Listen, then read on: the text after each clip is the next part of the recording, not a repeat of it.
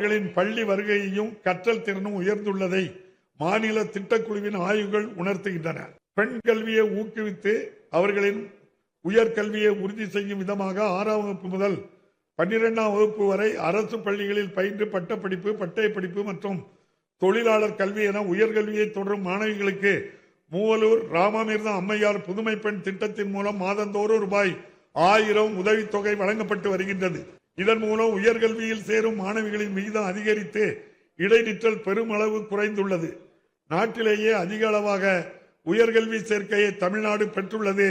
இத்திட்டத்தின் பங்களிப்பு முக்கியமானதாகும். குடும்பத்தின் வளர்ச்சிக்கும் பொருளாதாரத்திற்கும் பங்களிக்க வேண்டும் எனும் பெரும் கனவோடு தங்கள் இருப்பிடங்களை விட்டு நகரங்களுக்கு வரும் பெண்களுக்கு நவீன வசதிகளுடன் நியாயமான கட்டணத்தில் பாதுகாப்பான தங்கும் வசதியை பெற்றிட 19 தோழி விடுதிகள் ஏற்படுத்தியுள்ளன.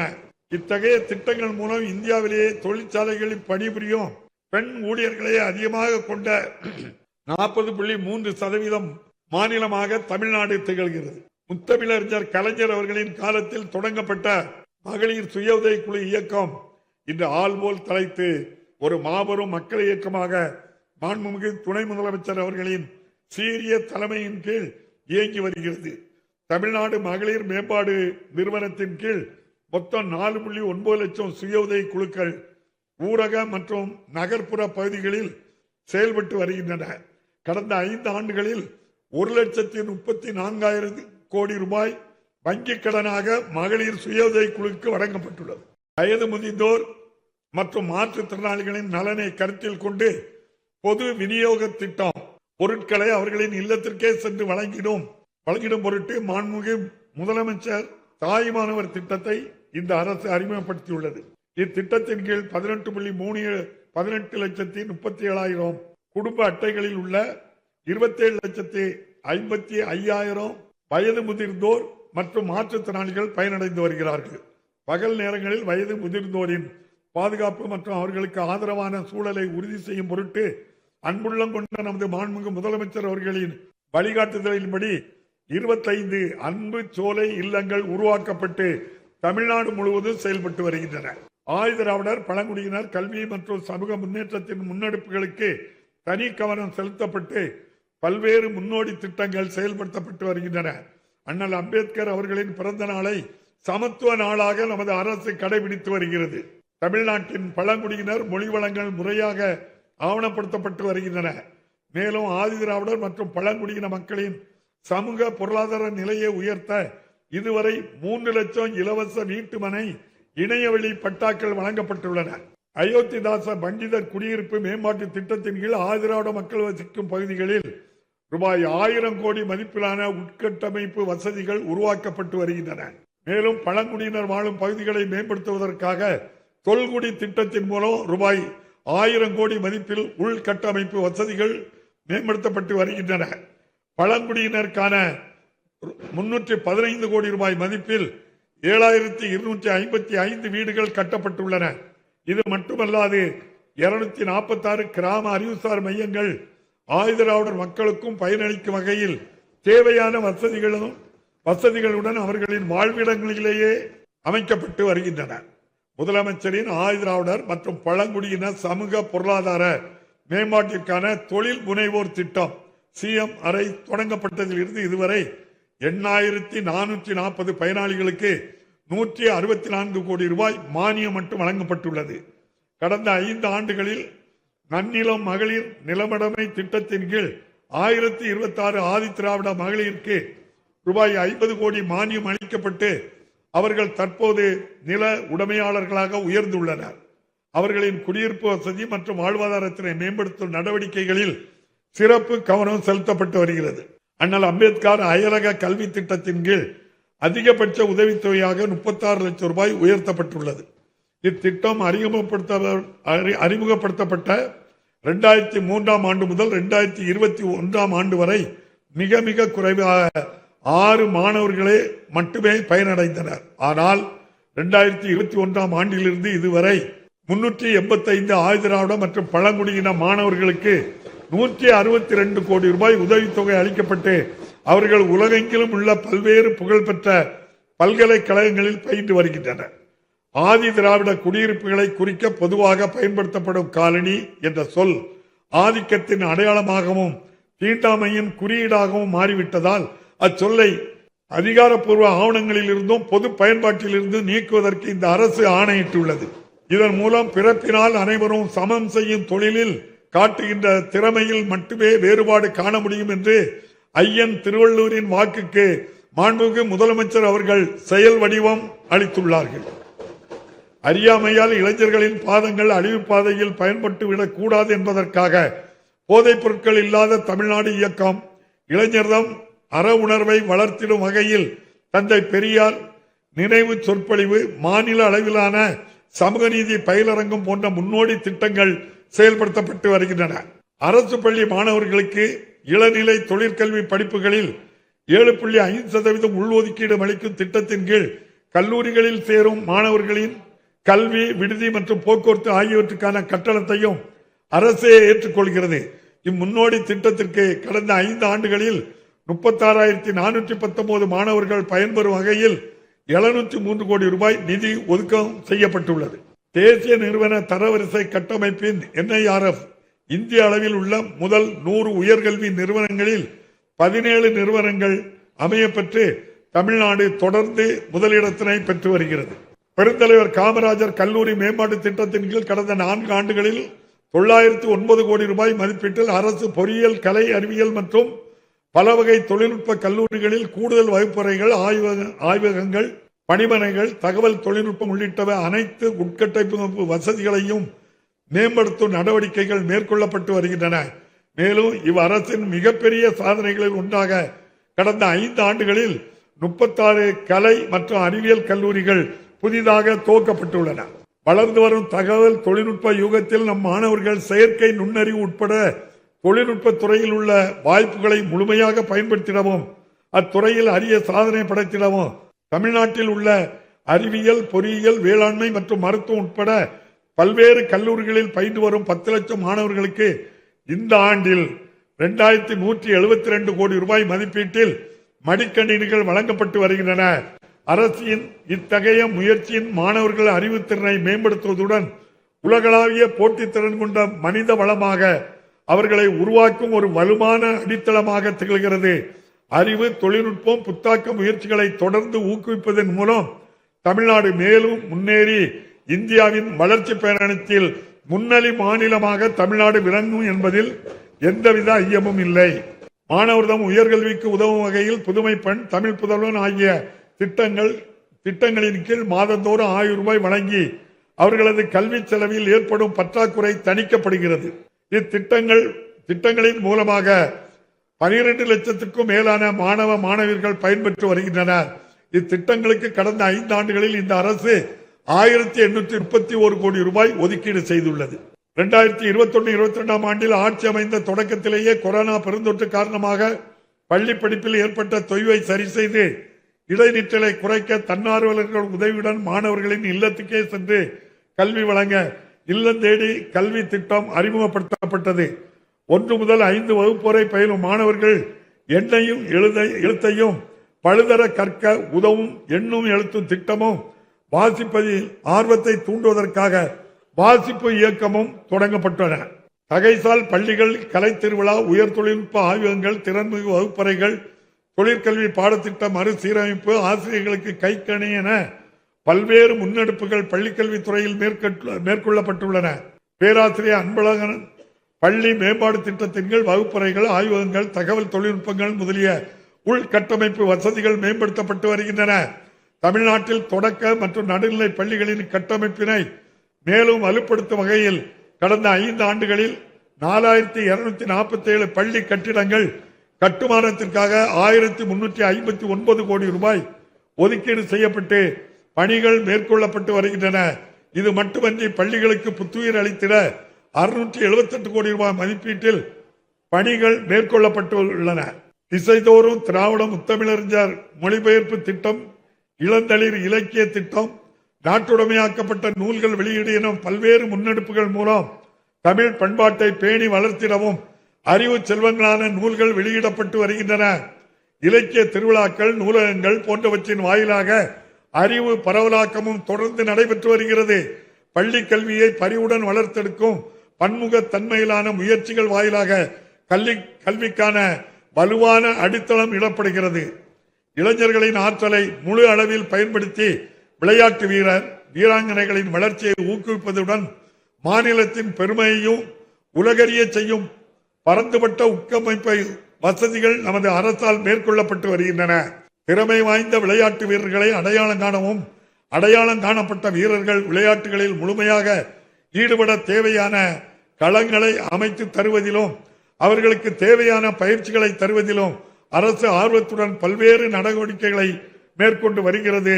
உள்ளூர் அளவிலான விளையாட்டு வீரர்கள் மாநில அளவிலும் தேசிய அளவிலும் உலக அளவிலும் வெற்றி பெற தேவையான அனைத்து முயற்சிகளும் முழு மூச்சுடன் முன்னெடுக்கப்பட்டு வருகின்றன. செயற்கை இலை ஓடுபாதைகள், விளையாட்டு அரங்கங்கள், நீச்சல் குளங்கள், தரமான புதிய மாவட்ட விளையாட்டு வளாகங்கள் மற்றும் ஒலிம்பிக் அகாடமிகள் போன்றவை உருவாக்கப்பட்டு வருகின்றன. ஏற்கனவே செயல்பாட்டில் உள்ள நவீன அரங்கங்கள் சர்வதேச தரத்துக்கு ஈடு கொடுக்கும் வகையில் மேம்படுத்தப்பட்டு வருகின்றன. கேலோ இந்தியா மையங்கள் மற்றும் ஸ்டார் அகாடமிகள் போன்ற அமைப்புகள் விளையாட்டு வீரர்களின் திறனை மேம்படுத்த உருவாக்கப்பட்டுள்ளன.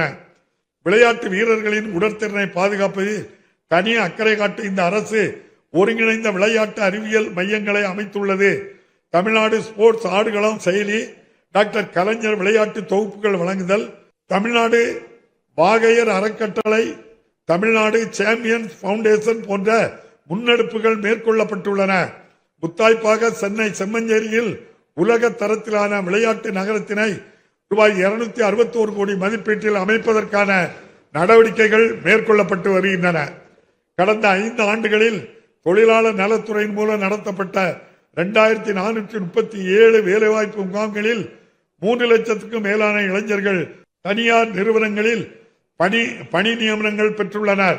2021 ஆண்டு வரை தமிழ்நாட்டில் 91 அரசு தொழிற்பயிற்சி நிலையங்கள் மட்டுமே இயங்கி வந்த நிலையில் கடந்த 5 ஆண்டுகளில் மட்டும் 41 புதிய அரசு தொழிற்பயிற்சி நிலையங்கள் தொடங்கப்பட்டுள்ளன. இதன் மூலம் தமிழ்நாட்டில் உள்ள மொத்த அரசு தொழிற்பயிற்சி நிலையங்களின் எண்ணிக்கை 132 உயர்ந்துள்ளது. எல்லாருக்கும் எல்லாம் என்றிருப்பதான இடநோக்கி நடக்கின்றது இந்த வையம் என்ற புரட்சி கவிஞர் பாரதிதாசன் வரிகளுக்கு ஏற்ப நகர்ப்பகுதிகளில் கிடைக்கும் அனைத்து வசதிகளும் ஊரக பகுதி மக்களுக்கும் கிடைத்திட வேண்டும் என்பதை நோக்கமாக கொண்டு இந்த அரசு செயல்பட்டு வருகிறது. ஊரக பகுதிகளில் வாழும் மக்களுக்கு பாதுகாப்பான குடிநீர், தரமான சாலைகள், கான்கிரீட் வீடுகள், நல்ல சுகாதாரம் போன்ற வசதிகளை வழங்குவதிலும் வறுமையை குறைத்து வாழ்வாதார வாய்ப்புகளை ஏற்படுத்தி அவர்களின் வாழ்க்கை தரத்தை நிலைக்கத்தக்க வகையில் மேம்படுத்துவதில் இந்த அரசு கவனம் செலுத்தி வருகிறது. தமிழ்நாட்டினை குடிசைகளே இல்லாத மாநிலமாக உருவாக்கும் உயரிய நோக்கத்துடன் கலைஞர் வீடு வழங்கும் திட்டம் 2010 ஆண்டு முத்தமிழறிஞர் கலைஞர் அவர்களால் தொடங்கப்பட்டது. இதன் தொடர்ச்சியாக 2030 ஆண்டிற்குள் குடிசை இல்லா தமிழ்நாடு என்று இலக்குடன் அறிவிக்கப்பட்ட கலைஞர் கனவு இல்ல திட்டத்தின் மூலம் எதிர்வரும் 6 ஆண்டுகளில் 8 லட்சம் கான்கிரீட் வீடுகள் கட்டப்படும் என அறிவிக்கப்பட்டு இதுவரை 1 லட்சம் வீடுகள் கட்டி முடிக்கப்பட்டுள்ளன. மேலும் 1 லட்சம் வீடுகளின் கட்டுமான பணிகள் நடைபெற்று வருகின்றன. இது மட்டுமன்றி பல்வேறு அரசு திட்டங்களின் கீழ் 2001 ஆண்டு வரை கட்டித்தரப்பட்ட 1,16,000 வீடுகள் 1016 கோடி ரூபாய் மதிப்பீட்டில் பழுது பார்க்கப்பட்டு புனரமைக்கப்பட்டுள்ளன. 32 கிராம பகுதிகளில் போக்குவரத்து வசதியை மேம்படுத்திடவும் பொருளாதார நடவடிக்கைகளை ஊக்குவித்திடவும் வேளாண் விளைபொருட்களை நகரங்களுக்கு விரைவாக கொண்டு செல்லவும் கிராம சாலைகள் தரமாக அமைத்தல் அவசியம் என்பதனை கருத்தில் கொண்ட அரசு முதல்வரின் கிராம சாலைகள் மேம்பாடு திட்டத்தினை அறிமுகப்படுத்தியது. இத்திட்டத்தின் மூலம் கடந்த 2022-23 ஆண்டு முதல் தற்போது வரை 20,485 கிலோமீட்டர் நீளமுள்ள 15,412 சாலைகள் 8,911 கோடி ரூபாய் மதிப்பீட்டில் மேம்படுத்தப்பட்டுள்ளன. 33 கிராமப்புற பகுதிகளுக்கு மக்களுக்கு பாதுகாப்பான குடிநீர் வழங்க வேண்டியதின் அவசியத்தை உணர்ந்த அரசு தொடர்ந்து பல்வேறு திட்டங்களை செயல்படுத்தி வருகின்றன. ஒன்றிய மாநில அரசின் பங்களிப்பில் நாள் ஒன்றுக்கு ஒரு நபருக்கு 55 லிட்டர் பாதுகாப்பான குடிநீர் வழங்க வேண்டும் என்ற இலக்குடன் உயிர்நீர் இயக்கம் ஜல்ஜீவன் மிஷன் செயல்படுத்தப்பட்டு வருகிறது.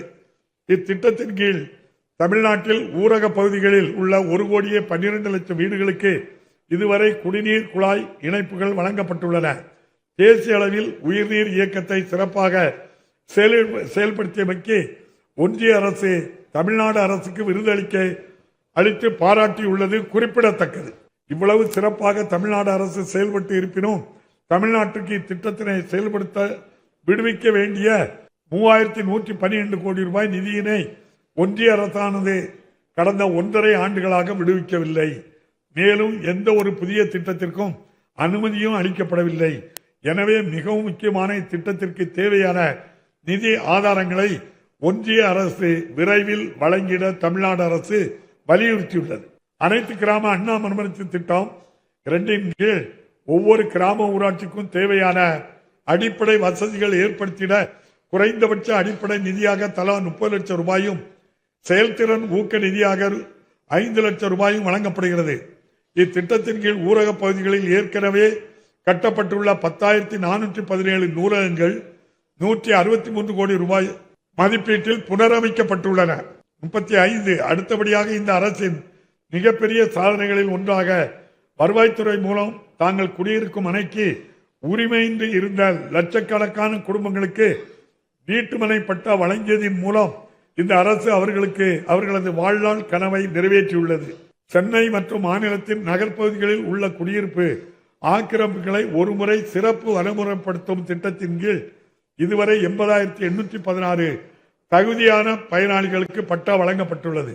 மேலும் சென்னை மற்றும் அதன் புறநகர் பகுதிகளில் 1980களில் தமிழ்நாடு நகர்ப்புற வாழ்விட மேம்பாட்டு வாரியம் மற்றும் தமிழ்நாடு வீட்டு வசதி வாரியம் மூலம் செயல்படுத்தப்பட்ட குடியிருப்பு திட்டங்களில் பட்டா வழங்குவதில் நிலவி வந்த நடைமுறை சிக்கல்களுக்கு தீர்வு காணப்பட்டு குறைந்த மற்றும் நடுத்தர வருமானமுடைய மக்கள் பயனடையும் வகையில் 1,42,00,000 பட்டாக்கள் வழங்கப்பட்டுள்ளன. பொதுமக்களுக்கு நிரந்தர வீட்டு வசதி, சமநிலை உரிமை மற்றும் அவர்களின் மாண்பை உறுதி செய்யும் விதமாக இந்த அரசு மாநிலம் முழுவதும் ஆயுதிராவிட பழங்குடியினர் உட்பட விளிம்பு நிலையில் உள்ள மக்களுக்கு கடந்த மே 2021 முதல் டிசம்பர் 2025 வரை 22,71,000 வீட்டுமனை பட்டாக்களை வழங்கியுள்ளது. இலங்கை தமிழர் மறுவாழ்வு முகாம்களிலும் வசிப்பவர்களின் வாழ்வு வளம் பெற 6,311 புதிய வீடுகள் 391 கோடி ரூபாய் செலவில் கட்டி முடிக்கப்பட்டுள்ள நிலையில் மேலும் 2,742 வீடுகள் 197 கோடி ரூபாய் மதிப்பீட்டில் கட்டித்தரும் பணிகள் நடைபெற்று வருகின்றன. 36 இந்திய அளவில் விரைவாக நகரமயமாகும் மாநிலங்களில் தமிழ்நாடு முதன்மையானது. பல்வேறு சவால்களையும் வாய்ப்புகளையும் இந்த நகரமயமாதல் உருவாக்குகிறது. எனவே நகர்ப்புற உட்கட்டமைப்பு, குடிநீர் வழங்கல், திடக்கழிவு மேலாண்மை, போக்குவரத்து, வீட்டு வசதி, சுற்றுச்சூழல் பேணுதல் ஆகியவற்றுக்கு அதிக முக்கியத்துவம் கொடுத்து அவற்றிற்கான திட்டங்களை வடிவமைத்து செயல்படுத்துவது அவசியமாகிறது. தமிழ்நாடு 37 தமிழ்நாடு எங்கும் பாதுகாக்கப்பட்ட குடிநீர் வழங்கும் வகையில் 87 குடிநீர் திட்டங்கள் 15,591 கோடி ரூபாய் மதிப்பீட்டில் நிறைவேற்றப்பட்டு 1,65,00,000 மக்கள் பயனடைந்து வருகின்றனர். சென்னை பெருநகர் குடிநீர் வழங்கல் வாரியத்தின் சார்பில் கடந்த 43 ஆண்டுகளில் முதல் முறையாக நாளொன்றுக்கு சராசரி 1000 மில்லியன் லிட்டர் குடிநீர் 2021 ஆண்டு அக்டோபர் மாதம் முதல் விநியோகிக்கப்பட்டு வருகிறது. பெருகி வரும் மக்கள் தொகைக்கேற்ப சென்னை மாநகரின் குடிநீர் தேவையை மேலும் நிறைவு செய்திட கோவள வடிநில பகுதியில் 342 கோடி ரூபாய் மதிப்பீட்டில் மாமல்லன் நீர்த்தேக்கத்தினை அமைப்பதற்கான பணிகளுக்கு மாண்புமிகு முதலமைச்சர் அவர்கள் அடிக்கல் நாட்டியுள்ளார்கள். இதன் மூலம் நாளொன்றுக்கு 170 மில்லியன் லிட்டர் குடிநீர் கூடுதலாக விநியோகிக்க முடியும். 38 கலைஞர் நகர்ப்புற மேம்பாடு திட்டத்தின் கீழ் ஆண்டுக்கு 1000 கோடி ரூபாய் ஒதுக்கீடு செய்யப்பட்டு 2,504 கோடி ரூபாய் மதிப்பீட்டில் 5,649 எண்ணிக்கையிலான பணிகள் முடிக்கப்பட்டுள்ளன. இத்திட்டத்தின் கீழ் தெருவிளக்குகள், சாலை மேம்பாடு, சமுதாய கூடங்கள், சந்தைகள், நூலகங்கள், பூங்காக்கள், எரிவாயு, தகன மேடைகள் உள்ளிட்ட பல்வேறு பணிகள் மேற்கொள்ளப்பட்டு வருகின்றன. 39 நமக்கு நாமே திட்டத்தின் கீழ் கடந்த 5 ஆண்டுகளில் 575 கோடி ரூபாய் ஒதுக்கீடு செய்யப்பட்டு பொதுமக்கள் பங்களிப்புடன் பல்வேறு உள்கட்டமைப்பு வசதிகள் ஏற்படுத்தப்பட்டுள்ளன. இத்திட்டத்தின் கீழ் ஆதிராவிடர் மற்றும் பழங்குடியினர் அதிக அளவில் பயன்பெறும் வகையில் பொதுமக்கள் பங்களிப்பு தொகை மொத்த மதிப்பீட்டில் 5இல் 1 பகுதியாக நிர்ணயம் செய்யப்பட்டுள்ளது. தூய்மை பணியாளர்கள் தொழில் முனைவோராக மாற்றும் திட்டத்தின் கீழ் அவர்களின் சமூக பொருளாதார மேம்பாட்டுக்கு வழிவகை செய்யப்பட்டுள்ளது. 40 பொது போக்குவரத்தினை மேம்படுத்திடும் வகையில் கடந்த 5 ஆண்டுகளில் மட்டும் 6871 புதிய பேருந்துகள் செயல்பாட்டுக்கு கொண்டு வரப்பட்டுள்ளன. மேலும் 5216 புதிய பேருந்துகள் கொள்முதல் செய்யப்பட்டு வருகின்றன. இது மட்டுமின்றி 3673 பேருந்துகள் புதுப்பிக்கப்பட்டுள்ளன. காற்று மாசுபடுவதையும் கார்பன் தடங்களையும் குறைத்திடும் முன் முயற்சியாக தமிழ்நாட்டின் வரலாற்றில் முதன்முறையாக 380 மின் பேருந்துகள் ரூபாய் 288 கோடி மதிப்பீட்டில் மாண்புமிகு முதலமைச்சர் அவர்களால் தொடங்கி வைக்கப்பட்டுள்ளன. 41 சமூக நீதி நோக்குடன் மக்கள் நல நாடும் அரசாக செயல்பட்டு வரும் தமிழ்நாடு அரசு மக்களின் நல்வாழ்வை உறுதிப்படுத்துவதில் சிறப்பு கவனம் செலுத்தி வருகிறது. சென்னை கிண்டியில் தொடங்கப்பட்டுள்ள கலைஞர் நூற்றாண்டு உயர் சிறப்பு மருத்துவமனை 1000 படுக்கைகள் 15 அறுவை சிகிச்சை அரங்குகளுடன் சென்னையின் அடையாளங்களில் ஒன்றாக மாறியுள்ளது.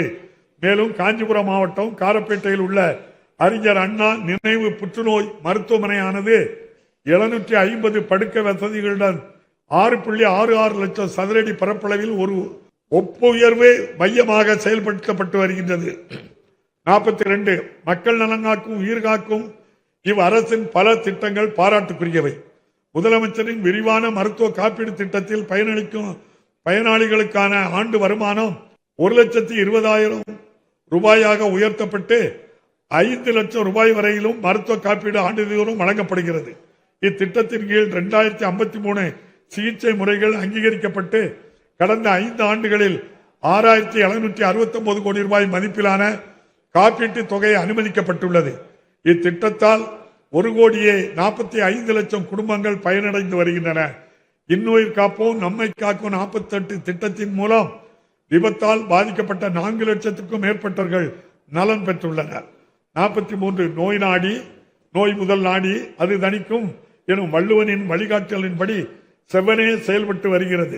மக்களை தேடி மருத்துவ திட்டத்தின் கீழ் 2,51 லட்சம் பயனாளிகள் முதன்முறை சேவைகளை பெற்றுள்ளனர்.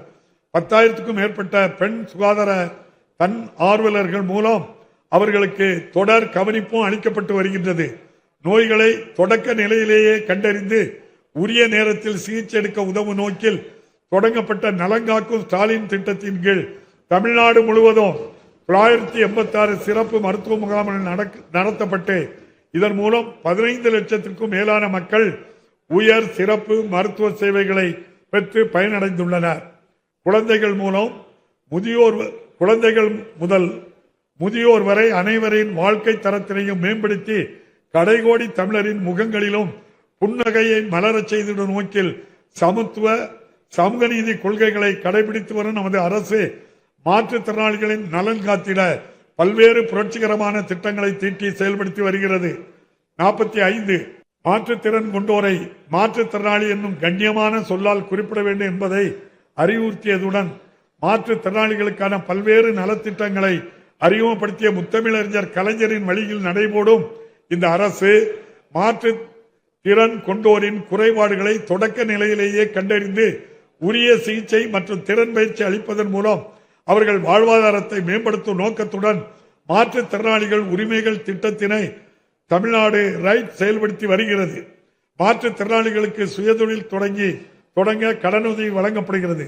முதுகு தண்டுவடம் பாதிக்கப்பட்டவர்கள், அறிவுசார் குறைபாடு உடையோர், மனநலம் பாதிக்கப்பட்டவர்கள் ஆகியோருக்காக சிறப்பு இல்லங்கள் செயல்பட்டு வருகின்றன.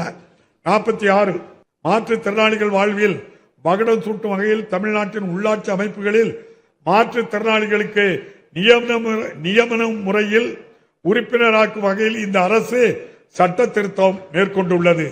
இதன் மூலம் 3631 மாற்றுத்திறனாளிகள் ஊரக மற்றும் நகர்ப்புற உள்ளாட்சி அமைப்புகளில் உறுப்பினர்களாகி தமிழ்நாட்டின் வளர்ச்சியை வடிவமைத்திடும் அரிய வாய்ப்பை பெற்றுள்ளனர். எல்லோருக்கும் எல்லாம் என்பதே இந்த அரசின் உயிர் நாடி என்பதை இந்நடவடிக்கை அழுத்தம் திருத்தமாக வெளிப்படுத்தியுள்ளது. மாற்றுத்திறனாளிகளுக்கான மாதாந்திர உதவி தொகையினை இந்த அரசு 1000 ரூபாயில் இருந்து 1500 ரூபாயாக அதிகரித்துள்ளது. இதன் மூலம் 5,88,000 மாற்றுத்திறனாளிகள் பயனடைந்து வருகின்றனர். மேலும் கடுமையாக பாதிக்கப்பட்ட மாற்றுத்திறனாளிகளின் மாதாந்திர பராமரிப்பு தொகையினை 1,500 ரூபாயிலிருந்து 2,000 ரூபாயாக நமது அரசு உயர்த்தியுள்ளது. இதன் மூலம் 2,58,000 மாற்றுத்திறனாளிகள் பயனடைந்து வருகின்றனர். 47 தொழில்துறையில் கடந்த 5 ஆண்டுகளில் சுமார் 12,16,000 கோடி ரூபாய்க்கும் மேலான முதலீடுகள் ஈர்க்கப்பட்டு மாநிலமெங்கும் தொழில் திட்டங்கள் செயல்படுத்தப்பட்டு வருகின்றன. பல்வேறு முன்னணி தொழில் நிறுவனங்களுடன் இதுவரை 1,176 புரிந்துணர்வு ஒப்பந்தங்கள் மேற்கொள்ளப்பட்டுள்ளன. இதனால் உருவாக்கப்படும் வேலை வாய்ப்புகளின் எண்ணிக்கை சுமார் 36 லட்சம். 2025 ஆண்டில் மட்டும் 14.65 பில்லியன் அமெரிக்க டாலர் மதிப்பிலான மின்னணுவியல் பொருட்கள் தமிழ்நாட்டிலிருந்து ஏற்றுமதி செய்யப்பட்டுள்ளன. தேசிய அளவிலான மின்னணுவியல் ஏற்றுமதியில் தமிழ்நாட்டில் பங்கு 41.2% உயர்ந்து சாதனை படைத்துள்ளது. 48 முத்தமிழறிஞர் கலைஞர் அவர்களின் தொலைநோக்கு பார்வையில் சென்னையில் கடந்த 2000 ஆண்டு நிறுவப்பட்ட டைட்டல் பூங்கா தகவல் தொழில்நுட்ப துறையில் தமிழ்நாட்டிற்கான உயரிய இடத்தை உறுதி செய்தது. அதே வழியில் இந்த அரசு திருவள்ளூர் மாவட்டம் பட்டாபிராமில் ஒரு டைட்டல் பூங்காவையும், தஞ்சாவூர், சேலம், விழுப்புரம், தூத்துக்குடி, வேலூர், திருப்பூர் ஆகிய இடங்களில் மினி டைட்டல் பூங்காக்களையும் நிறுவியுள்ளது. மேலும் மதுரை, திருச்சி, ஓசூர், காரைக்குடி, விருதுநகர், திருநெல்வேலி, கன்னியாகுமரி, ஈரோடு, நாமக்கல், திருவண்ணாமலை, கரூர், உதகமண்டலம், நாகப்பட்டினம் மற்றும் புதுக்கோட்டை ஆகிய இடங்களில் புதிய டைட்டில் மற்றும் மினி டைட்டில் பூங்காக்கள் நிறுவப்பட உள்ளன. இதன் மூலம் தமிழ்நாடு முழுவதும் இத்தொழில் பரவி நம் மாநிலம் சமச்சீரான வளர்ச்சியை எட்டும் நிலை உருவாகியுள்ளது. 49 சென்னையில் 83 கோடி ரூபாய் மதிப்பீட்டில் நிதிநுட்ப நகரம் பின்டெக் சிட்டி ஒன்று உருவாக்கப்பட்டு வருகிறது. தொழில்துறையை ஊக்குவிக்கும் வகையில் தமிழ்நாடு ஆராய்ச்சி மற்றும் மேம்பாட்டு கொள்கை, தமிழ்நாடு காலனி மற்றும் தோல் பொருட்கள் கொள்கை என 18 புதிய துறைசார் கொள்கைகளை இந்த அரசு வெளியிட்டுள்ளது. 50 தமிழ்நாட்டில் சுமார் 40 லட்சம் குறு, சிறு மற்றும் நடுத்தர தொழில் நிறுவனங்கள் செயல்பட்டு வருகின்றன. இவை மாநிலத்தின் மொத்த தொழிற்சாலை உற்பத்தியில் மிக முக்கிய பங்கினை வகிக்கின்றன. தமிழ்நாடு வர்த்தக வரவுகள் தள்ளுபடி முறை என்னும் திட்டம், கலைஞர் கைவினை திட்டம் உள்ளிட்ட பல்வேறு திட்டங்கள் மூலம் குறு, சிறு, நடுத்தர தொழில்களை ஊக்குவிக்கும் பல்வேறு நடவடிக்கைகள் மேற்கொள்ளப்பட்டுள்ளன. தமிழ்நாடு புத்தொழில் மற்றும் புத்தாக்க கொள்கையும் வெளியிடப்பட்டுள்ளது. உலக புத்தொழில் மாநாடு, தொழிற்பயிற்சி மற்றும் முகாம்கள் என பல முன்னெடுப்பு நடவடிக்கைகள் மேற்கொள்ளப்படுகின்றன. 51 தமிழ்நாட்டில் உயர்ந்து வரும் மின் தேவையை நிறைவு செய்துவிடும் நோக்கில் உடன்குடி மற்றும் எண்ணூர் அனல் மின் நிலையங்களில் 2640 மெகாவாட் மின் உற்பத்தி திறன் கொண்ட புதிய அலகுகள் அமைக்கும் பணிகள் நிறைவு பெறும் தருவாயில் உள்ளன.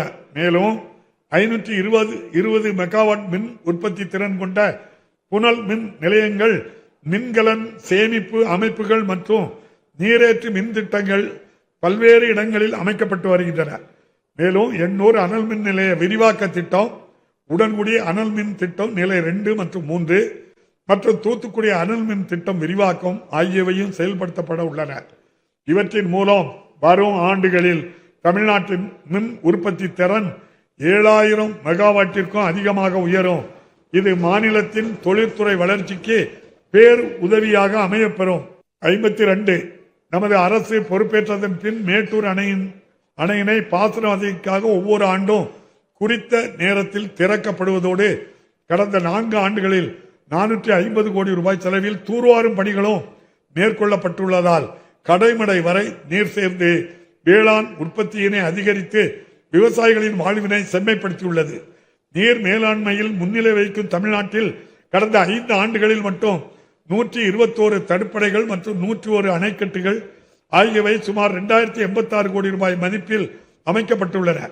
இவை மட்டுமன்றி அத்திக்கடவு அவிநாசி திட்டத்தினை செயல்பாட்டிற்கு கொண்டு வந்ததன் மூலம் இதுவரை 1045 நீர்நிலைகள் நிரம்பியுள்ளன. இது மட்டுமல்லாது பல ஆண்டுகளாக முடிக்கப்படாமல் இருந்த தாமிரபரணி கருமேனி ஆறு நம்பியாறு திட்டத்தின் பணிகள் முடிக்கப்பட்டு தாமிரபரணி ஆற்றிலிருந்து மொத்தமாக 9.38 டிஎம்சி தண்ணீரானது திசைநிலை மற்றும் சாத்தான்குளம் பகுதிகளில் உள்ள பல கிராமங்களுக்கு கொண்டு சேர்க்கப்பட்டுள்ளது. இத்திட்டத்தின் மூலம் கூடுதலாக 56,933 ஏக்கர் நிலங்கள் பாசன வசதி பெற்றுள்ளன. மாநிலங்களுக்கு இடையே பாயும் நதிகளின் நீரில் தனது நியாயமான பங்கினை பெறுவதற்கு தேவையான அனைத்து நடவடிக்கைகளையும் மாநில அரசு எடுத்து வருகிறது. நமக்கே உரிய நியாயமான நீர் பங்கீட்டில் நாம் ஒருபோதும் சமரசம் செய்து கொள்ள மாட்டோம். 53 வேளாண் உற்பத்தியையும் உணவு தன்னிறைவையும் முதன்மை நோக்கமாக கொண்டிருந்த வேளாண் துறை திராவிட மாடல் அரசு பொறுப்பேற்றுக் கொண்டது முதல் வேளாண்மை மற்றும் உழவர் நலத்துறையாக தற்போது செயல்பட்டு வருகிறது. 2021-22 நிதியாண்டு முதல் வேளாண்மை மற்றும் உழவர் நலத்துறைக்கென்று தனி நிதிநிலை அறிக்கை அளிக்கப்பட்டு வருகிறது. கல்வி ஆராய்ச்சி தொடங்கி சந்தைப்படுத்தல் வரையிலும் வேளாண்மையுடன் தொடர்புடைய அனைத்து துறைகளையும் ஒருங்கிணைந்த வகையில் செயல்படுவதற்கான விரிவான செயல் திட்டமாக வேளாண் நிதிநிலை அறிக்கைகள் அமைந்துள்ளன. 54 பண்பாட்டில் மட்டுமன்றி வேளாண்மையிலும் தமிழிலும் மரபுகளையும் பன்மைத்துவத்தையும் பேணி பாதுகாத்து வருகிறது. ஒருபுறம் தமிழ்நாட்டின் பாசன வேளாண்மை நவீனமடைவதற்கு தனி திட்டங்கள் பல செயல்படுத்தப்பட்டு வருகின்றன என்றால், மறுபுறம் மரபுசார் நெல் ரகங்களை பாதுகாக்க மானியத்துடன் விதை நெல்லும் விநியோகம் செய்யப்பட்டு வருகின்றன. மண்ணுக்கேற்ற விவசாயத்தை ஊக்குவிக்கும் வகையில் 25 மாவட்டங்களில் சிறுதானிய இயக்கம் முடுக்கிவிடப்பட்டுள்ளது. சிறுதானியங்களுக்கு அளிக்கப்பட்டு வரும் சிறப்பு கவனம் காரணமாக சிறுதானியங்களின் சாகுபடி பரப்பு கணிசமாக அதிகரித்துள்ளது. 55 சூழலியல் நோக்கோடு உயிர்ம வேளாண்மையையும் இயற்கை இடுபொருள் பயன்பாட்டையும் இந்த அரசு தொடர்ந்து ஊக்குவித்து வருகிறது. முதலமைச்சரின் மண்ணுயிர் காத்து மண்ணுயிர் காப்போம் ஒரு அரசு திட்டமாக மட்டுமின்றி ஒரு சூழியல் இயக்கமாகவே மாறியுள்ளது. கலைஞரின் அனைத்து கிராம ஒருங்கிணைந்த வேளாண் வளர்ச்சி திட்டத்தின் கீழ் விவசாய குழுக்களுக்கு தேவையான கிணறு வசதிகள், உலர்கள வசதியுடன் கூடிய தரம் பிரிப்பு கூடங்கள் ஆகியவை ஏற்படுத்தப்பட்டு வருகின்றன. 125 உழவர் சந்தைகள் புனரமைக்கப்பட்டு புதிதாக 14 உழவர் சந்தைகள் தொடங்கப்பட்டு முத்தமிழறிஞர் கலைஞரின் கனவு திட்டங்களில் ஒன்றான உழவர் சந்தை முன்பிருந்த எழுச்சியை மீண்டும் பெற்றுள்ளது. சராசரியாக நாள்தோறும் 10 கோடி ரூபாய் அளவிற்கு விற்பனை நடைபெற்று 8000 விவசாயிகள் 3 லட்சத்துக்கும் அதிகமான நுகர்வோரும் பயன்பெறுகின்றனர். 397 உழவர் உற்பத்தியாளர் நிறுவனங்களுக்கு மூலதன உதவி, கடன் உத்தரவாதம், சிறப்பு அங்கவாடிகள், தொழில்நுட்ப பயிற்சிகள், வேளாண் வணிக திருவிழா என்று பல்வேறு நிலைகளில் ஆக்கமும் ஊக்கமும் அளிக்கப்பட்டு வருகின்றன.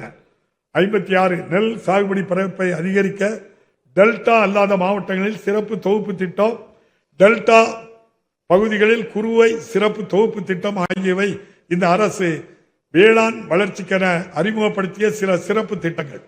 இந்த அரசு ஆட்சி பொறுப்பேற்றது முதல் இதுவரை 1,83,000 புதிய பாசன மின் இணைப்புகள் விவசாயிகளுக்கு வழங்கப்பட்டுள்ளன. மேலும் கட்டணமில்லா வேளாண் மின்சாரம் வழங்கிட கடந்த 5 ஆண்டுகளில் 26,723 கோடி ரூபாய் செலவிடப்பட்டுள்ளது.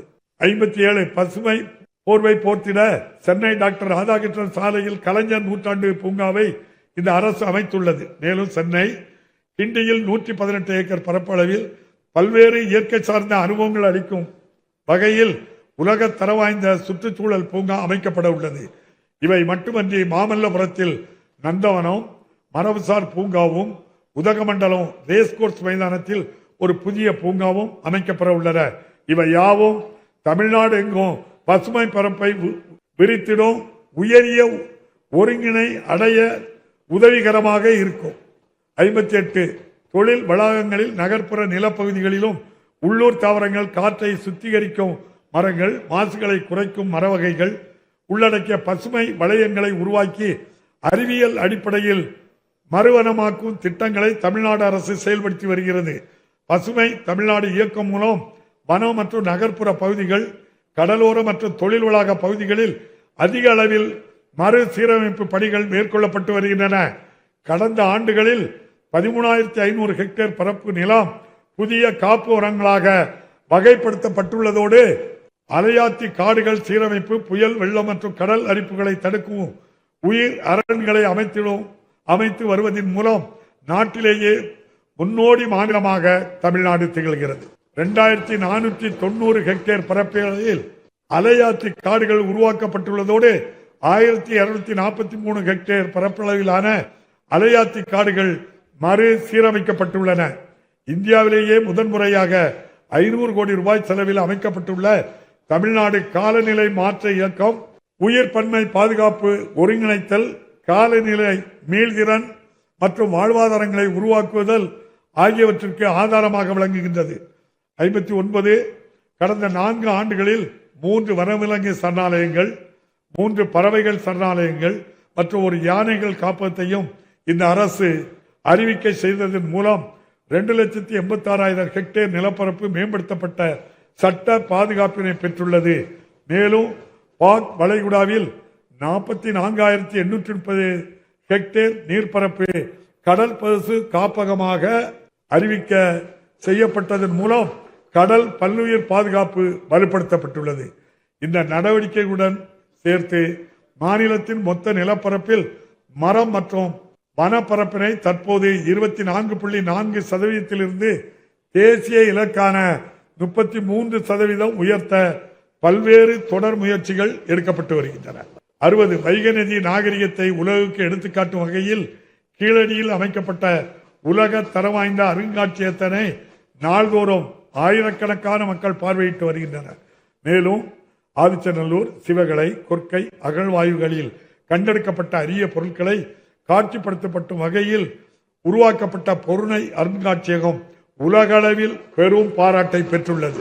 சரித்திர தேர்ச்சிகொள் என்ற மகாகவி பாரதியின் வாக்கு மக்கள் மனங்களில் உணர்வுபூர்வமாக வெளிப்பட்டு வருவதை பார்க்கிறோம்.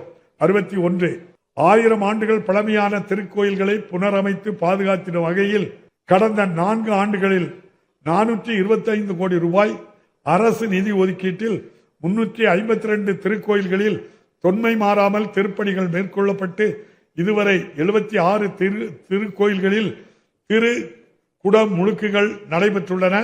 மேலும் தமிழ்நாடு எங்கும் 8,057 கோடி ரூபாய் மதிப்பீட்டிலான 28,229 திருப்பணிகள் நடைபெற்று வருகின்றன. 3,956 திருக்கோயில்களில் திருப்பணிகள் மேற்கொள்ளப்பட்டு திரு குடமுழுக்குகள் நடத்தப்பட்டுள்ளன. ஒருங்கிணைந்த பெருந்திட்ட வரைவின் கீழ் 19 முக்கிய கோயில்களில் 1,770 கோடி ரூபாய் மதிப்பீட்டில் திருப்பணிகள் மற்றும் அடிப்படை வசதிகளை ஏற்படுத்துவதற்கான பணிகள் நடைபெற்று வருகின்றன. திருக்கோயில்களுக்கு சொந்தமான 8,262 கோடி ரூபாய் மதிப்பீட்டிலான 8,037 ஏக்கர் நிலங்கள் ஆக்கிரமிப்பிலிருந்து நீக்கப்பட்டது மிகவும் பாராட்டுக்குரியது. 62 சிறுபான்மையின மாணவர்கள் வெளிநாட்டு பல்கலைக்கழகங்களில் உயர் கல்வி பயில கல்வி உதவித்தொகை வழங்கும் புதிய திட்டம் அறிமுகப்படுத்தப்பட்டுள்ளது. பாரம்பரியமிக்க தேவாலயங்கள் மற்றும் மசூதிகளை அவற்றின் தொன்மை மாறாமல் புதுப்பிக்கும் பணிகள் நடைபெற்று வருகின்றன. மேலும் ஹஜ் பயணிகளின் நலனுக்காக சென்னையில் 39 கோடி ரூபாய் மதிப்பில் ஹஜ் இல்லம் கட்டுமான பணிக்கான அடிக்கல் நாட்டப்பட்டு பணிகள் தொடங்கியுள்ளன. 63 மக்களின் கோரிக்கை மனுக்களை உடனுக்குடன் தீர்த்து வைப்பதை இந்த அரசு பொறுப்பேற்ற முதல் நாளில் இருந்து முதன்மை கடமையாக கொண்டு செயல்பட்டு வருகிறது. முதல்வரின் முகவரி என்னும் துறை வாயிலாக இணையதளம், கைபேசி செயலி மற்றும் கட்டணமில்லா தொலைபேசி எண் 1100 உள்ளிட்ட பல்வேறு வழிகளில் பெறப்படும் மனுக்களுக்கு தனித்துவமான அடையாள எண் வழங்கப்பட்டு மனுதாரர்களுக்கு அவர்கள் மனுவின் நிலையினை தெரிந்து கொள்ளும் வசதி ஏற்படுத்தப்பட்டுள்ளது. 64 பொதுமக்கள் அதிக நாடும் சேவைகளை அவர்கள் இருப்பிடத்திற்கு அருகாமையிலேயே வழங்கிடும் வகையில் நவம்பர் 2023 முதல் மார்ச் 2025 வரை மக்களுடன் முதல்வர் திட்டம் 3 கட்டங்களாக செயல்படுத்தப்பட்டது. இத்திட்டத்தின் கீழ் 4000 நடத்தப்பட்டு 23,49,000 மனுக்களுக்கு தீர்வு காணப்பட்டுள்ளது. இத்திட்டம் மக்களிடையே பெரும் வரவேற்பை பெற்றதை தொடர்ந்து உங்களுடன் ஸ்டாலின் என்ற புதிய திட்டத்தில் ஜூலை 15, 2025 முதல் நவம்பர் மாதம் 2025 வரை 10,000 முகாம்கள் நடத்தப்பட்டன. இந்த சிறப்பு திட்டத்தின் கீழ் ஊரக பகுதிகளில் 15 துறைகளை சேர்ந்த 46 சேவைகளும், நகர்ப்புற பகுதிகளில் 13 துறைகளை சேர்ந்த 43 சேவைகளும் வழங்கப்பட்டன. இத்திட்டத்தில் 38,53,000 மனுக்கள் பெறப்பட்டு இதுவரை 36,62 மனுக்களுக்கு தீர்வு காணப்பட்டுள்ளன. மக்கள் கோரிக்கைகளுக்கு உடனடி தீர்வு காணும் சூழலை உருவாக்கி நாட்டிற்கே மக்கள் நல அரசிற்கான இலக்கணமாக இவ்வரசு திகழ்கிறது. 65 அரசு பணியாளர்களின் நலன் காப்பதில் எப்போதும் அக்கறையுடன் செயல்பட்டு வரும் தமிழ்நாடு அரசானது அவர்களின் 22 ஆண்டு கால கோரிக்கையை நிறைவேற்றும் விதமாக அவர்களின் கடைசி மாத ஊதியத்தில் 50% உறுதியளிக்கப்பட்ட ஓய்வூதியமாகவும் தகுதி வாய்ந்த குடும்ப உறுப்பினர்களுக்கு ஓய்வூதியதாரர்கள் பெற்று வந்த ஓய்வூதியத்தில் 60% குடும்ப ஓய்வூதியமாகவும் ஆண்டுதோறும் பணியில் உள்ள அரசு பணியாளர்களுக்கு வழங்கப்படுவதற்கு இணையான அகவிலை பணி உயர்வு மற்றும் 25 லட்சம் ரூபாய்க்கு மிகாமல் பணிக்கொடை வழங்குவதில் மேற்கூறிய ஓய்வூதிய திட்டத்தை அறிமுகப்படுத்துவதால் ஓய்வூதிய நிதியத்திற்கு முதற்கட்டமாக ஒரு முறை பங்களிப்பாக ரூபாய் 13,000 கோடி ரூபாயும் மேலும் ஆண்டுதோறும் அரசின் பங்களிப்பாக 11,000 கோடி ரூபாயும் நிதியையும் தமிழ்நாடு அரசு வழங்கவும். தமிழ்நாடு அரசு சந்தித்து வரும் கடுமையான நிதி நெருக்கடியிலும் அரசு பணியாளர்களின் நலன்களை காத்திடும் பொருட்டும் இந்த திட்டத்தை செயல்படுத்த அரசாணை வெளியிடப்பட்டுள்ளதை நான் மனமாற பாராட்டுகிறேன். அதே போன்று சிறப்பு காலமுறை ஊதியத்தில் பணியாற்றி வரும் பணியாளர்களின் சிறப்பு ஓய்வூதியம் குறித்து பல்வேறு கோரிக்கைகள் அரசு கனிவுடன் பரிசீலித்து உரிய ஆணைகளை விரைவில் வெளியிடும் என்பதை மகிழ்ச்சியோடு தெரிவித்துக் கொள்ள விரும்புகிறேன். 66 ஒன்றிய அரசு எதிர்மறை மனப்பான்மையுடன் மாநில அரசை அணுகி வருவதால் மாநில அரசுக்கு உரிய திட்டங்களுக்கான அனுமதி மற்றும் நிதி ஒதுக்கீடுகள் தொடர்ந்து நிராகரிக்கப்பட்டு வருகிறது. கவலைக்குரியது. தமிழ்நாடு அரசு செயல்படுத்தி வரும் பல்வேறு திட்டங்களுக்கு மாநில அரசின் கொள்கைகளுக்கு எதிரான நிபந்தனைகளை ஒன்றிய அரசு விதித்து அத்திட்டங்களை செயல்படுத்துவதில் பெரும் தடைகளை உருவாக்குவது மட்டுமல்லாமல் அத்திட்டங்கள் முற்றிலும் முடங்கும் சூழ்நிலையையும் உருவாக்கியுள்ளது. இது மாநிலத்தின் வளர்ச்சிக்கு பெரும் தடையாக உள்ளது. 67 பிக்ஜாம், பெஞ்சல் புயல்கள் போன்ற இயற்கை பேரிடர்களால் தமிழ்நாடு பெரும் சேதத்தை சந்தித்த நேரங்களில் மாநிலத்தின் நிவாரண உதவி கோரிக்கைகள் முழுமையாக ஏற்கப்படாமல் மிக சொற்பமான தொகை மட்டுமே ஒன்றிய அரசு விடுவித்தது ஏமாற்றம் தருகிறது. ஒருங்கிணைந்த கல்வி திட்டத்தின் சமக்கர சிக்ஷா அபியான் ஆண்டு பணி திட்டத்திற்கு திட்ட ஒப்பளிப்பு வாரியம் PAP அனுமதித்த தொகையை ஒன்றிய அரசு முழுமையாக விடுவிக்காமல் உள்ளது. 3548 கோடி ரூபாய் நிதியை ஒன்றிய அரசு விடுவிக்காததன் காரணமாக அத்திட்டங்களுக்குரிய முழு செலவையும் மாநில அரசே ஏற்றுள்ளது. 68 சரக்கு மற்றும் சேவை வரி விகிதங்களின் சீரமைப்பு காரணமாக மாநிலங்களின் பெருமளவிலான வருவாய் இழப்பினை சந்தித்து வரும் வேளையில் மாநிலங்களுக்கு பகிர்ந்தளிக்கக்கூடிய வரி வருவாயை மடைமாற்றும் வகையில் ஒன்றிய அரசானது மேல் வரி மற்றும் கூடுதல் கட்டணங்களை விதிப்பதை தவிர்த்திட நமது அரசு வலியுறுத்துகிறது. 69 நாடெங்கும் ஊரக பகுதிகளில் பல கோடி ஏழை எளியோருக்கு குறிப்பாக பெண்கள் மற்றும் ஆதிதிராவிட மக்களுக்கு ஊதிய வேலையை உறுதி செய்யும் மகாத்மா காந்தி தேசிய ஊரக வேலைவாய்ப்பு உறுதி திட்டத்தின் அடிப்படை நோக்கத்தினை சிதைத்திடும் வகையில் வளர்ச்சி அடைந்த இந்தியா ஊரக வேலைவாய்ப்பு உறுதி மற்றும் வாழ்வாதார இயக்கம் ஊரகம் BBGRAMஜி என்ற புதிய திட்டத்தினை ஒன்றிய அரசு அண்மையில் அறிவித்துள்ளது. ஊரக பகுதிகளில் வாழும் ஏழை மக்களின் சமூக பாதுகாப்பினை உறுதி செய்திடும் மகாத்மா காந்தி தேசிய ஊரக வேலைவாய்ப்பு உறுதி திட்டத்தின் மூலம் ஊரக பகுதிகளில் உள்கட்டமைப்பு வசதிகள், இயற்கை வளங்கள் பாதுகாப்பு, பசுமைப்படுத்துதல், நீர்பிடிப்பு மேலாண்மை போன்ற எண்ணற்ற பணிகள் சிறப்பாக மேற்கொள்ளப்பட்டு நாட்டிலேயே இத்திட்ட செயலாக்கத்திற்கான விருதுகளை தமிழ்நாடு அரசு தொடர்ந்து பெற்று வந்தது குறிப்பிடத்தக்கது. 70 இத்திட்டத்தினை நீக்கியது கிராமப்புற பகுதிகளின் வளர்ச்சியை தடுப்பது மட்டுமின்றி மாநில அரசின் நிதி நெருக்கடியினை மேலும் அதிகரிப்பதற்காக BBGRAMஜி என்ற புதிய திட்டத்தினால் தமிழ்நாட்டின் நிதி சுமை ஆண்டு ஒன்றிற்கு சுமார் 5000 கோடி ரூபாய் வரை மேலும் அதிகரிக்கும். ஏற்கனவே பல்வேறு ஒன்றிய அரசின் திட்டங்களுக்கு மாநில அரசின் பங்கு தொகையை அதிகரித்ததின் வாயிலாக மாநில அரசின் திட்டங்கள் எதனையும் முறையாக நடைமுறைப்படுத்த இயலாமல் நெருக்கடி தரும் ஒன்றிய அரசின் காழ்ப்புணர்ச்சியின் ஒரு அங்கமாகவே இப்புதிய திட்டத்தினை கருத வேண்டியுள்ளது. எனவே இப்புதிய திட்டத்தினை திரும்ப பெற்று மகாத்மா காந்தி தேசிய ஊரக வேலைவாய்ப்பு உறுதி திட்டத்திற்கு மேலும் கூடுதல் நிதி ஆதாரங்களை ஒதுக்கி அதை வெற்றிகரமாக செயல்படுத்த ஒன்றிய அரசு முன்வர வேண்டும்.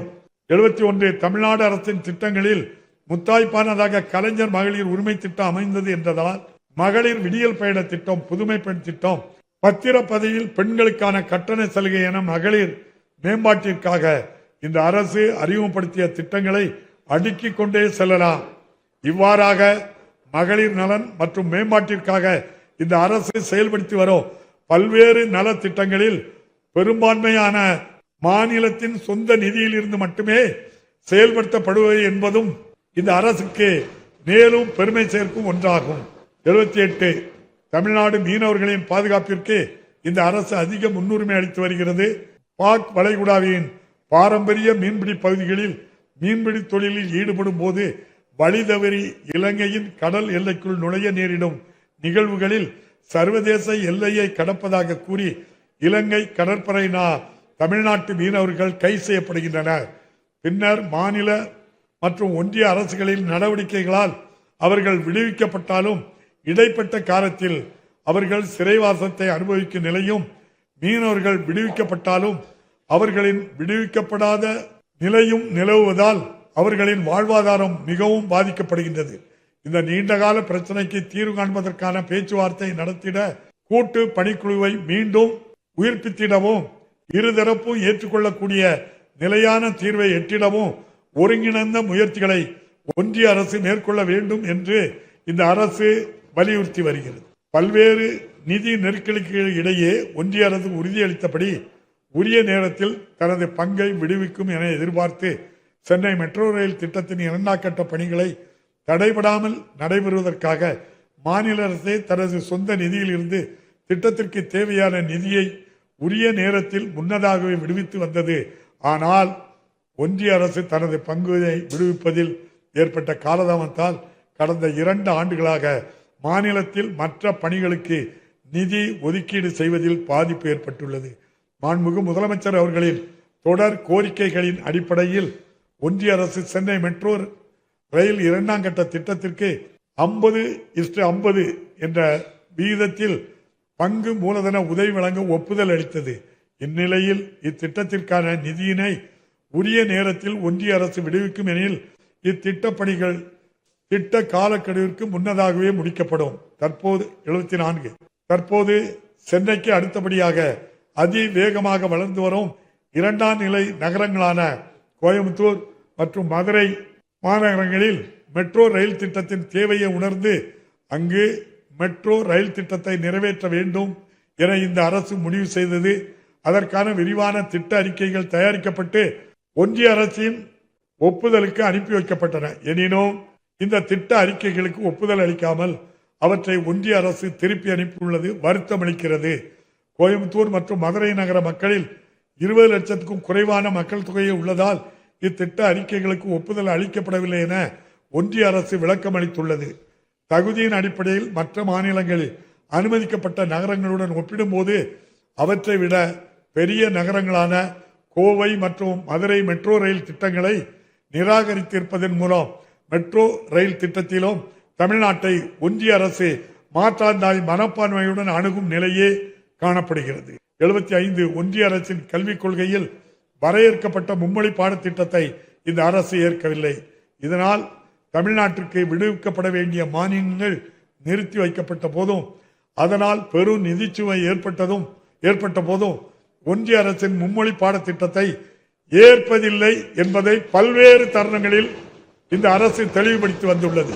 என்றுமே இருமொழி பாடத்திட்டம் என்பதே தமிழ்நாட்டின் கொள்கை என்பதை இந்த அரசு வெளியிடப்பட்டுள்ள தமிழ்நாடு மாநில கல்விக் கொள்கையில் உறுதியாக எடுத்துரைக்கப்பட்டுள்ளது. 1968ஆம் ஆண்டு பேரறிஞர் அண்ணா அவர்கள் வகுத்து தந்த இருமொழி கல்வி திட்டத்தினை நாம் நமது இரு கண்கள் போல காத்து வருகிறோம். நம் உயிர்வோடும் உணர்வோடும் கலந்துள்ள செந்தமிழை காப்பதில் சமரசம் என்ற பேச்சுக்கே இடமில்லை. சூழ்நிலையிலும் இக்கொள்கையில் எவ்வித மாற்றத்தையும் மாண்புமிகு முதலமைச்சர் அவர்களின் தலைமையிலான இந்த அரசு ஒருபோதும் ஏற்காது. 76 இந்தி மொழி திணிப்பை எதிர்த்து மாமன்றம் பல்வேறு காலகட்டங்களில் தீர்மானம் நிறைவேற்றியுள்ளது. இவ்வரசு பொறுப்பேற்றதற்கு பின்னர் 2022 ஆண்டு ஒன்றிய அரசின் கல்வி நிறுவனங்களில் இந்தி மொழியே பயிற்று மொழியாக இருக்க வேண்டும் என்பன உள்ளிட்ட அலுவல் மொழி தொடர்பான பாராளுமன்ற குழுவின் பரிந்துரைகளை நடைமுறைப்படுத்தக்கூடாது என ஒன்றிய அரசினை வலியுறுத்தி இப்பேரவையில் ஒருமனதாக தீர்மானம் நிறைவேற்றப்பட்டது.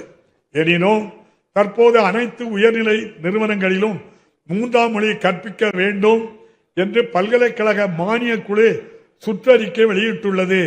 பல்கலைக்கழக மானிய குழுவின் இந்த நடவடிக்கையை மறைமுகமாக இந்தி தணிப்பாக மட்டுமே இவ்வரசு கருதுவதோடு இதனை நடைமுறைப்படுத்தக்கூடாது என ஒன்றிய அரசை இவ்வரசு வலியுறுத்துகிறது. 77 இவ்வகையில் உயர்தனி செம்மொழியின் பெருமையினை உலகறிய செய்திடவும் தமிழ்நாட்டின் உரிமைகளை போராடி பாதுகாத்திடவும் தமிழ் மக்களின் பெருங்கனவை நிறைவேற்றிடவும் எந்நாளும் ஓயாது உழைத்திட மாண்புமிகு முதலமைச்சர் அவர்களின் தலைமையிலான இந்த அரசு உறுதி பூண்டுள்ளது குறித்து நான் மனமாற பாராட்டுகிறேன். நாட்டின் பிற மாநிலங்களும் பின்பற்றும் வகையில் தமிழ்நாடு அரசு கடந்த 5 ஆண்டுகளில் அறிமுகப்படுத்திய பல வெற்றிகரமான திட்டங்கள் அனைத்துமே மக்களின் தேவையை அறிந்து அவர்களது வளமான வாழ்வு நலன் கருதியே வடிவமைக்கப்பட்டுள்ளன. இந்நிலையில் எதிர்வரும் 2030 ஆண்டிற்குள் தமிழ்நாடு அடைய வேண்டிய பரவலான வளர்ச்சி மற்றும் உயரிய இலக்குகள் குறித்து மக்களின் தேவைகள் மற்றும் கனவுகளை கண்டறிந்திட மாநிலத்தில் உள்ள 1,91,00,000 கிராமப்புற மற்றும் நகர்ப்புற பகுதிகளில் உள்ள குடும்பங்களை சந்தித்து அவர்கள் பயன்பெறும் அரசு நலத்திட்டங்கள் குறித்தும் அவர்களுடைய எதிர்பார்ப்புகள் மற்றும் கனவுகளையும் அறிந்திடும் நோக்கத்தில் 50,000க்கும் மேற்பட்ட தன் ஆர்வலர்களை பயன்படுத்தி உங்கள் கனவை சொல்லுங்க என்ற திட்டம் துவக்கப்பட்டுள்ளது. கடைகோடி தமிழரின் கனவுகளையும் கருத்துக்களையும் கண்டறிந்து எதிர்வரும் 5 ஆண்டுகளில் தமிழ்நாடு வளர்ச்சி பாதையில் விரைந்து பயணித்திட மாண்புமிகு முதலமைச்சர் அவர்களின் தலைமையிலான தமிழ்நாடு அரசு முழு முயற்சியில் ஈடுபட்டுள்ளது. அந்த முயற்சி வெற்றி பெற என்னுடைய வாழ்த்துக்களை தெரிவித்துக் கொள்கிறேன். 79 அனைவருக்கும் மீண்டும் ஒருமுறை எனது இனிய பொங்கல் நல்வாழ்த்துக்களை தெரிவித்துக் கொண்டு மகாகவி பாரதியாரின் காலத்தால் அழியாத கவிதை வரிகளுடன் எனது உரையை நிறைவு செய்கிறேன். வாழிய செந்தமிழ், வாழ்க நற்றமிழர், வாழிய பாரத மணித்திருநாடு.